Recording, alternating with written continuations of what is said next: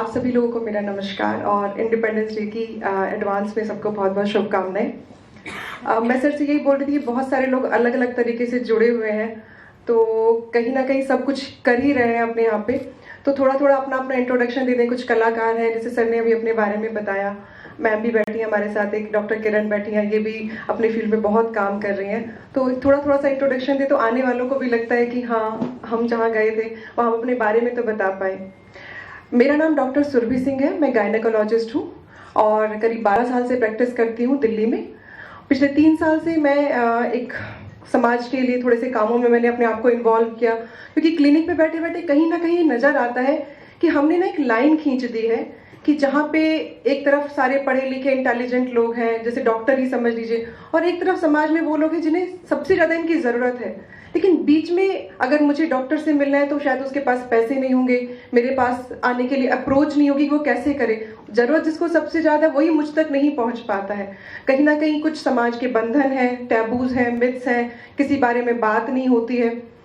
कई बार देखती थी जैसे कि लड़कियां हैं, नई लड़कियां हैं जिनको अभी पीरियड शुरू हुए थे, मम्मियाँ आती हैं, भाभी आती है कि वो घर में है, उसको पीरियड्स की प्रॉब्लम है लेकिन वो आ नहीं सकती। तो कभी लगता था कि जिसको प्रॉब्लम है, जो सबसे ज़्यादा भुगत रहा है, उसको इतनी भी आज़ादी नहीं है कि वो जाके डॉक्टर से मिल सके। ये भी समाज तय करता है कि मुझे कब क्या करना है, क्या नहीं करना है। अगर लड़कियों की ज़िंदगी देखें तो मेरे ख्याल से 90% लड़कियां आज वो ज़िंदगी जीती हैं जो समाज चाहता है। उन्हें क्या पहनना चाहिए, उन्हें क्या बोलना चाहिए। अगर लड़की को ट्रे लेके सामने जाना है लड़के के, तो वही चलेगा कि लड़का उसे वैसे देखना चाहता है, साड़ी में दिखाई जाए लड़की।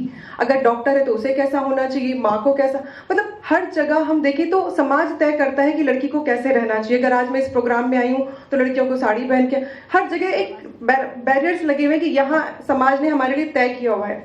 मुश्किल से 10% लड़कियां हैं जो शायद आज यहाँ बैठ पा रहे हैं, यहाँ हम हैं, जो वो जिंदगी जीते हैं जो मैं खुद से चाहती हूँ कि मैं अपने आप से क्या चाहती थी, वो जिंदगी मैं जी पा रही हूँ। जिम्मेदारियां पहले बहन के रूप में, माँ के रूप में, फिर पत्नी के रूप में, बहुत सारी हम उसी जिम्मे सबसे पीछे खुद को रख के चलते हैं कि ये सारी चीजें हो जाए तो मैं अपने लिए भी टाइम दे पाऊँ और अपने लिए भी सोच पाऊँ। तो अगर आप मतलब हर घर से लेके चले, जैसे मैं जो आजकल बात करती हूँ, मेरा फोकस इस पर रहता है कि अभी सर ने जैसे बोला कि लड़कियों के बारे में, कि क्यों लड़कियां दहेज के लिए मर रही हैं, क्यों फीमेल फिटिसाइड हो रहे हैं। कहीं ना कहीं हम जिम्मेदार हैं। हम एक मिथ्स जो बहुत सारे बने, उनमें एक मिथ्स शादी भी है। हर माँ बाप के आज घर से 2 बच्चे पढ़ने जाते हैं, लड़की भी जा रही है, लड़का भी जा रहा है, लेकिन माँ बाप की सोच क्या है, लड़की को अच्छा लड़का मिल जाए और लड़के को नौकरी मिल जाए तो मेरा जीवन सफल हो जाए। लड़की की पढ़ाई का पैरामीटर अच्छा लड़का, अगर उसे कम पढ़ लिया तो अच्छा लड़का नहीं मिलेगा, ज्यादा पढ़ लिया तो भी अच्छा लड़का नहीं मिलेगा। कई माँ बाप ये भी कहते हैं ज्यादा पढ़ गई तो लड़का कहाँ। मतलब आज भी समाज में इतना आगे बढ़ने के बाद लड़की की पढ़ाई का स्टैंडर्ड अच्छा लड़का, वो तय करेगा कि लड़की को कितना पढ़ना चाहिए। 10th क्लास में अगर अच्छा लड़का मिल जाए तो शादी कर दी जाती है कि ठीक है, अच्छा लड़का मिल गया, अब क्या ज्यादा पढ़ के क्या करेगी।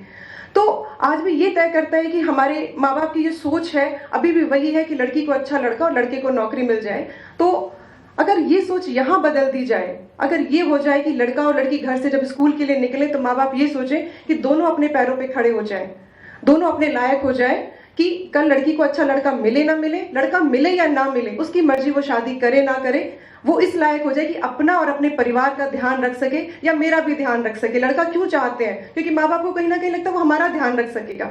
अगर लड़की को भी इस सोच से पढ़ाना शुरू कर दे, इस सोशल प्रेशर की शादी हो ही नहीं तो क्या होगा, घर से मुंह बाहर निकलेंगे तो मुंह क्या दिखाएंगे, लड़की इतने साल की हो गई, जिस दिन ये सोशल प्रेशर हट जाए ना और लड़की को इस सोच से पढ़ाना शुरू कर दे कि अपने लायक हो जाए और अपना ध्यान रख सके और मेरा भी ध्यान रख सके, तो सच बता रही हूँ ये फीमेल फिटिसाइड और ये दहेज के लिए लड़कियां दोनों बंद हो जाएंगी मरना। सिर्फ सोच बदलने की जरूरत है, वो हर घर में बदलने की जरूरत है। अगर मेरे घर में भी मैं सोचती हूँ कि मेरी पढ़ाई का स्टैंडर्ड अच्छा लड़का ही था, ठीक है, डॉक्टर मिल गए, बनते ही सबको लगा चलो अच्छा अब इसको अच्छा डॉक्टर लड़का मिल जाएगा। कहीं ना कहीं अगर ये सोच, मतलब हर जगह यही सोच हावी है और अच्छे घरों में भी यही हावी है कि लड़का अच्छा मिल। जिस दिन अपनी बेटियों को, मैं 9th क्लास से 12th क्लास की मैं गवर्नमेंट स्कूल्स में जाती हूँ और गवर्नमेंट स्कूल के, जो दिल्ली के गवर्नमेंट स्कूल में, मैंने करीब 30 गवर्नमेंट स्कूल्स में मैंने अपने सेशंस दिए हैं। वहाँ मैं लड़कियों को सिखाती हूँ और उनको समझाती हूँ कि हम पढ़ क्यों रहे हैं। बहुत सारी मम्मियाँ आज भी पढ़ी लिखी हैं, लेकिन जब कोई बात होगी ना कि कंप्यूटर का काम है, बैंक में अकाउंट खुलवाने जाना है, अपने पापा से बात कर लेना, वो आएंगे तो फिर करके आएंगे। क्योंकि हम उनको पढ़ा तो दे रहे हैं लड़कियों को अपने घर में आज भी, पर वो कॉन्फिडेंस नहीं दे रहे कि तुम कर सकती हो, तुम रहने तो भाई चला जाएगा तुम्हारी जगह, पापा को साथ लेके जाना। ऐसी पढ़ाई कभी काम नहीं आने वाली है। फिर कोई फर्क नहीं पड़ता कि एक अनपढ़ दादी घर में बैठी है, कम पढ़ी लिखी मम्मी बैठी है, ज्यादा पढ़ी लिखी बेटी बैठी है। अगर सबको यही करना है तो अगर लड़कियों को पढ़ाते हो तो प्लीज ये कॉन्फिडेंस भी दो कि तू कर सकती है। गलती से ही सीखते हैं। अगर लड़का गलती से सीखता है तो लड़की भी गलती से सीख सकती है। कोई पहाड़ नहीं टूट जाएगा अगर लड़की से कोई गलती हो जाएगी तो, लेकिन उसे वो कॉन्फिडेंस तो दो कि तू कर सकती है।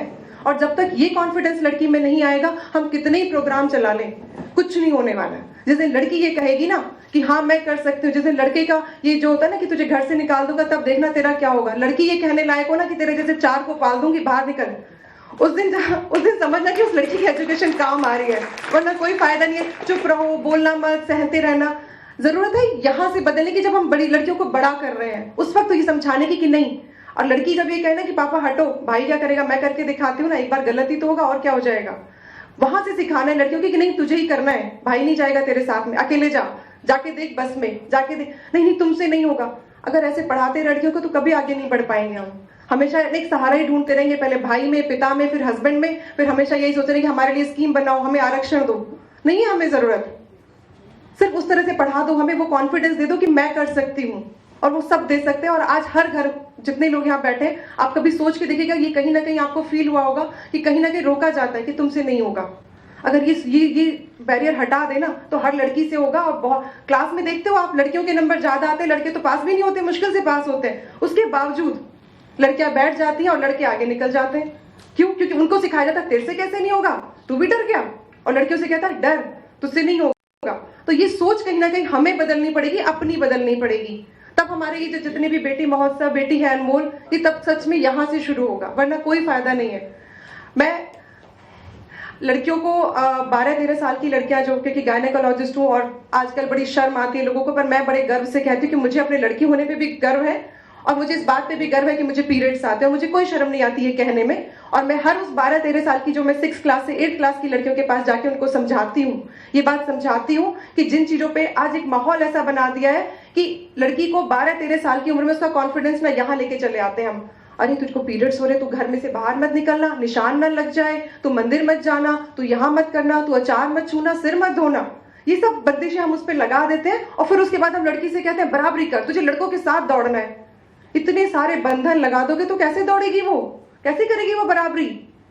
उसे आजादी तो दो, उसके लिए सारे बंधन है। वो तब एक इतना प्रेशर है कि किसी को पता ना चल जाए कि तुझे पीरियड्स हो रहे हैं। उस प्रेशर में बेचारी सारा दिन घूम रही है कि कैसे करूं, यहाँ नहीं निकल सकती, वहां।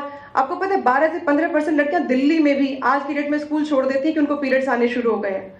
इतना ज्यादा एक सेल्फ कॉन्फिडेंस को यहाँ लेके चले गया लड़की के कि पता नहीं, मतलब जिस चीज पे हमें गर्व होना चाहिए था, अगर लड़की नहीं होती तो क्या होता?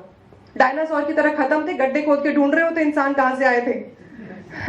यूट्रस मिला है लड़कियों को सिर्फ इसलिए कि भगवान चाहता था कि नहीं ये दर्जा मिले कि मेरे बाद कौन संभालेगा लड़कियों, इस धरती को कौन संभालेगा, कौन आगे बढ़ाएगा।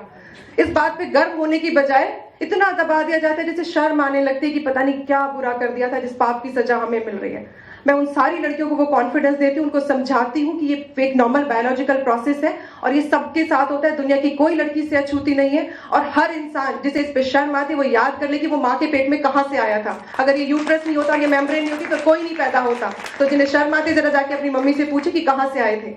मुझे बहुत गर्व है इस बात पे, मुझे बिल्कुल शर्म नहीं आती। मैं उन सारी लड़कियों में वो कॉन्फिडेंस भरती हूँ जाके कि ये बिल्कुल शर्म की बात नहीं, बहुत गर्व की बात है कि मैं लड़की हूँ और मैं ही कर सकती हूँ, इसीलिए भगवान ने मुझे चुना है। और इसीलिए सारे स्कूल्स में जा रही हूँ, गवर्नमेंट स्कूल्स में जाती हूँ, क्लस्टर्स में जाके काम करती हूँ, और सबको ये कॉन्फिडेंस, कम से कम मैं तो ये कोशिश करती हूँ कि ये कॉन्फिडेंस उन लोगों में जगा सकूँ कि तुम्हें गर्व होना चाहिए कि तुम लड़की हो। और जिस दिन ये गर्व, ये कॉन्फिडेंस आ गया ना, किसी प्रोग्राम की जरूरत नहीं पड़ेगी, मैं आपको सच बता रही हूँ, और यही कोशिश मैं कर रही हूँ। Thank you very much.